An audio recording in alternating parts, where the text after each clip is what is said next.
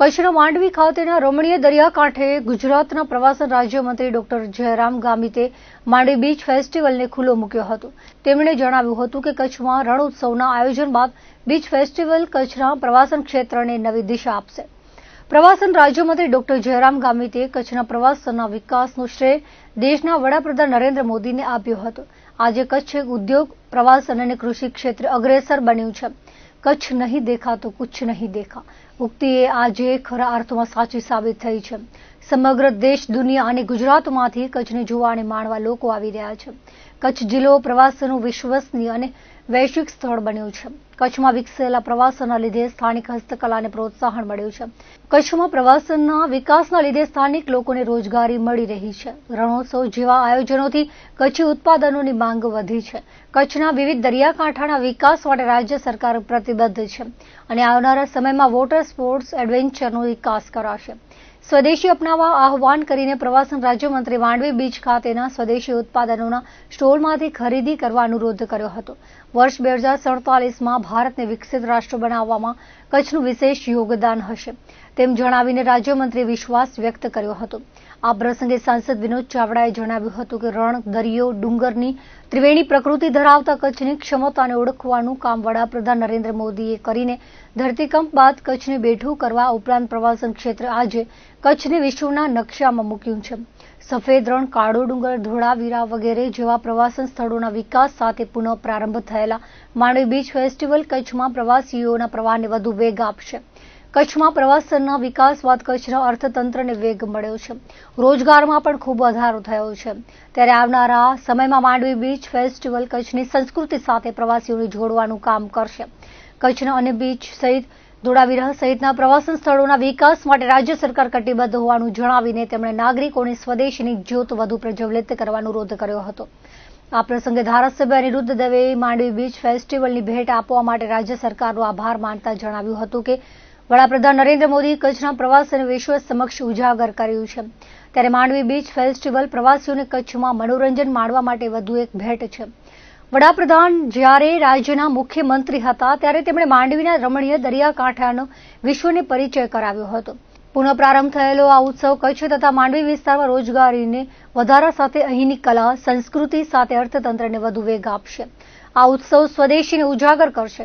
કાર્યક્રમના પ્રારંભ પ્રસંગે રાજ્યમંત્રીએ દરિયાની લહેરો સાથેનો રંગબેરંગી લેઝર સાઉન્ડ શો, રેત શિલ્પને નિહાળ્યા બાદ ફૂડ સ્ટોલ તથા ક્રાફ્ટ સ્ટોલની મુલાકાત લઈને કારીગરોને પ્રોત્સાહિત કર્યા હતા। ગુજરાત તથા કચ્છની સાંસ્કૃતિક ઓળખ અને પ્રવાસીઓને એક આહલાદક અનુભવ આપવાના ઉદ્દેશ્ય સાથે કચ્છમાં રણ ઉત્સવ સાથે માંડવી બીચ ફેસ્ટિવલ પ્રવાસીઓને વધુ એક સુખદ અનુભવ આપનારા સ્થળ બની રહેશે। માંડવી બીચ ફેસ્ટિવલમાં સહેલાણીઓના મનોરંજન માટે 11 દિવસ લાઇવ મ્યુઝિક પરફોર્મન્સનું આયોજન કરવામાં આવ્યું છે, જેમાં રાજ્યના પ્રખ્યાત કલાકારો તેમજ rising stars band live performance આપશે। જિલ્લાના માંડવી ખાતે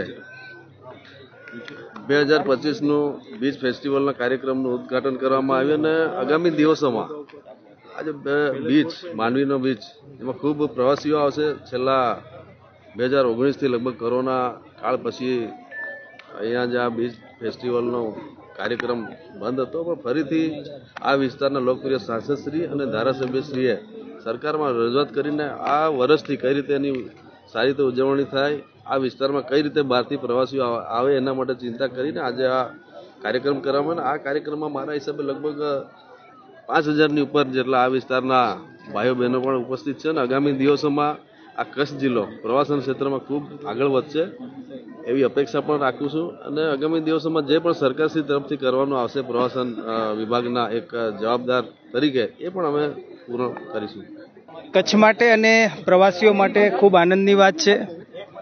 ગુજરાત સરકાર દ્વારા પ્રવાસન વિભાગ દ્વારા આજે રાજ્યના મુખ્યમંત્રી શ્રી ભૂપેન્દ્રભાઈ પટેલ સાહેબના નેતૃત્વમાં અને ઉપમુખ્યમંત્રી શ્રી હર્ષભાઈ સંઘવીના માર્ગદર્શનમાં અને આ દેશના યશસ્વી વડાપ્રધાન શ્રી નરેન્દ્ર મોદી સાહેબની જે કચ્છ પ્રત્યેની દિગ્દ્રષ્ટિ હતી અને એના જ કારણે આજે 2025નો અહીંયા માંડવી બીચ ફેસ્ટિવલ આજે શુભારંભ કરવા આપણે જઈ રહ્યા છીએ।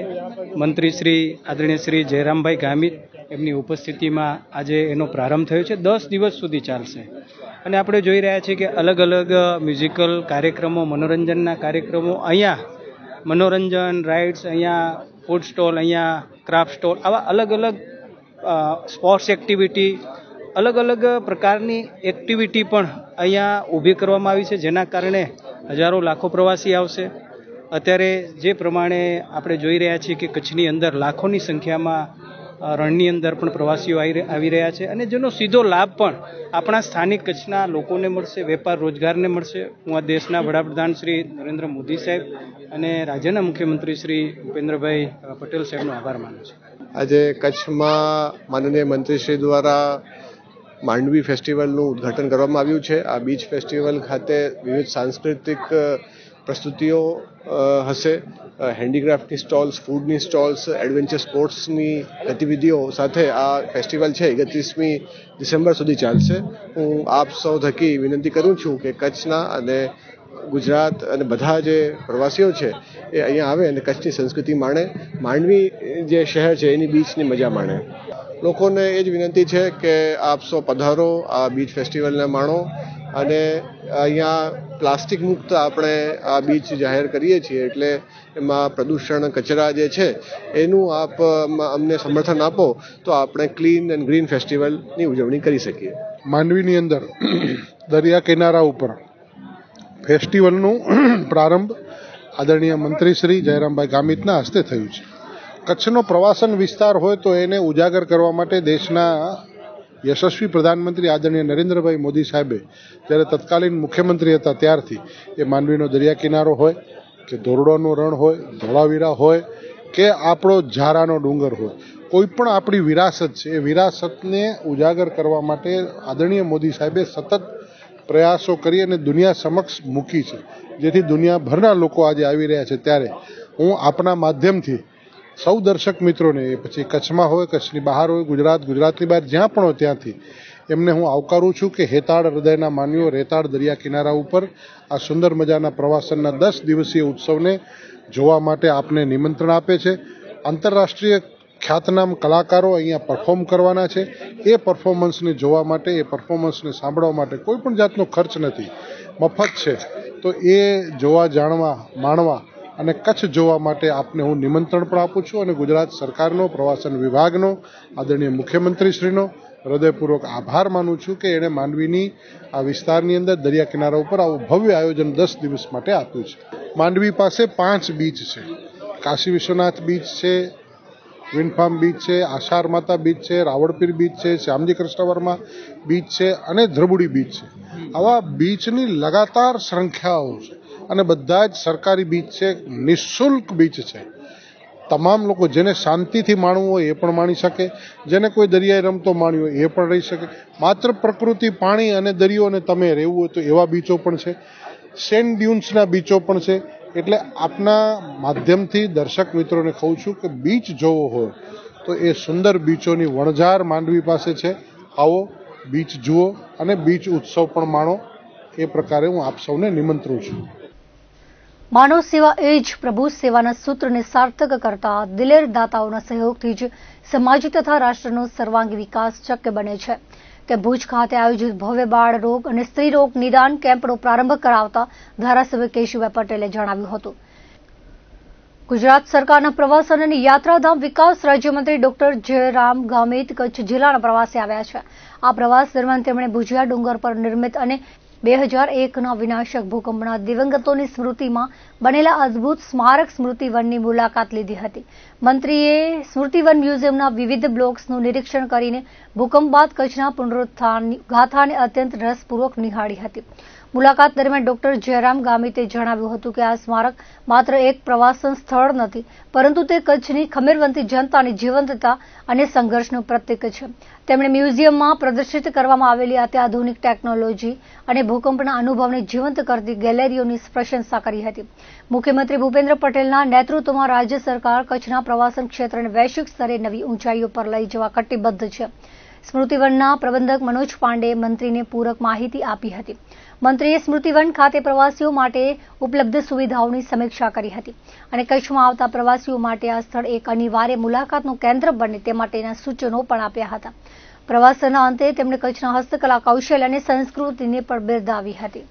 ભુજ ખાતે સ્મૃતિ ભવનની મુલાકાત કરી.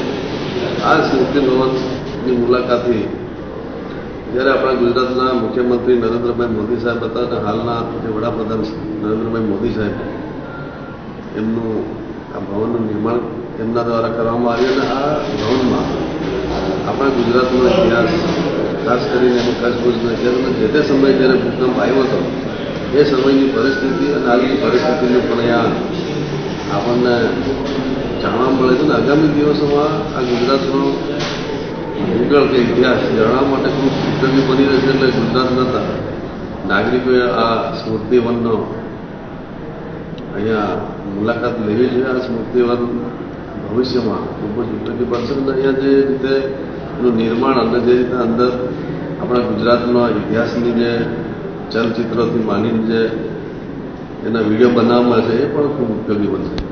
ભુજની ખ્યાતનામ માતૃશ્રી મેઘબાઈ પ્રેમજી જેઠા હોસ્પિટલ અને રિસર્ચ સેન્ટર દ્વારા પોતાની રજત જયંતિની ઉજવણીના ઉપલક્ષ્યમાં આરોગ્ય જાગૃતિના વિવિધ પ્રકલ્પો હાથ ધરવામાં આવ્યા છે. આ શૃંખલાના ભાગરૂપે સરદાર પટેલ સંકુલ ખાતે એક મેગા મેડિકલ કેમ્પનું આયોજન કરવામાં આવ્યું હતું. આ પ્રસંગે ઉપસ્થિત જન્મદિનીને સંબોધતા ધારાસભ્ય કેશુભાઈ પટેલે સંપત્તિના સદુપયોગ પર ભાર મૂકતા ઉમેર્યું હતું કે જ્યારે લક્ષ્મી કોઈ સાત્વિક અને સજ્જન વ્યક્તિના હાથમાં આવે છે ત્યારે તેનો ઉપયોગ સમાજની ઉન્નતિ માટે થાય છે. કચ્છી લેવા પટેલ સમાજના દાતાઓએ પોતાની મહેનતની કમાણીનો હિસ્સો સમાજ અને કચ્છના વિકાસમાં આપીને ઉમદા ઉદાહરણ પૂરું પાડ્યું છે. તેમણે દરિદ્ર નારાયણની સેવા માટે આદરાયેલા આ આરોગ્ય યજ્ઞને બિરદાવી દાતા પરિવારના ઓવારણા લીધા હતા અને ભવિષ્યમાં પણ આવા સેવા કાર્યોમાં સહયોગી બનવાની કટિબદ્ધતા વ્યક્ત કરી હતી. આ કેમ્પના મુખ્ય દાતા પરિવાર દ્વારા ઉદાર હાથે સહયોગ પ્રાપ્ત થયો હતો. કાર્યક્રમ દરમિયાન મંચસ્થ મહાનુભાવો દ્વારા દાતા પરિવારના સભ્યોનું મોમેન્ટો આપી સન્માન કરાયું હતું. વિશેષ નોંધનીય બાબત એ રહી હતી કે કેમ્પમાં સારવાર અર્થે આવેલી મહિલા દર્દીઓના હસ્તે પણ દાતા પરિવારનું બહુમાન કરાવી એક નવી પરંપરા સ્થાપવામાં આવી હતી. સેવાના આ અવસરે સ્વર્ગસ્થ હસુભાઈ બુડિયાની સ્મૃતિમાં એક વિશેષ જાહેરાત કરવામાં આવી હતી.